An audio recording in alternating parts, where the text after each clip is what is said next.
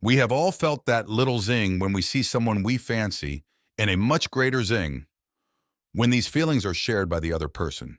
What is happening? The question of why we experience zings can be answered at two levels.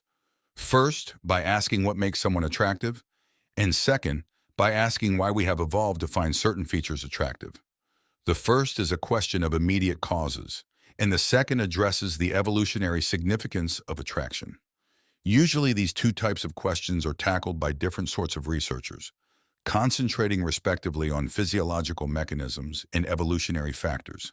But evolutionary biologists interested in sexual attraction have addressed them together. Those evolutionary biologists who study animal behavior believe that a particular male and female have ended up coupling because either the female has chosen the male has competed for and won the female, or because both partners have come to some mutual agreement about liking each other. It was Charles Darwin who first put sexual attraction into an evolutionary context. In formulating his ideas about natural selection, he was concerned about traits that did nothing to promote their owner's survival. The extravagant plumage of male birds and the cumbersome antlers of deer made their owners conspicuous and vulnerable to predators. So how could they possibly evolve by natural selection? Darwin's answer was sexual selection.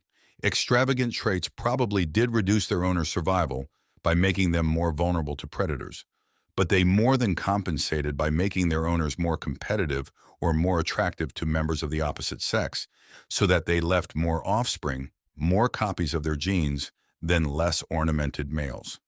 Sexual selection accounts for many of the differences between males and females, and Darwin saw it operating through two processes: competition between members of the same sex, usually males competing for females, and choice by one sex of some members of the other, usually females choosing among males.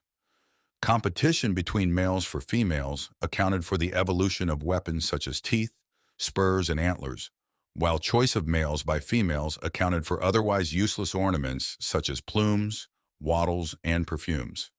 Sexual selection is about differential reproductive success. The more attractive or competitive individuals are, the more descendants they will leave. Darwin's contemporaries had no problem with the concept of male-male competition.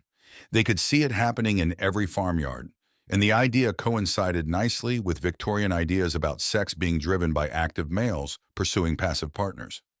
Female choice was another matter altogether.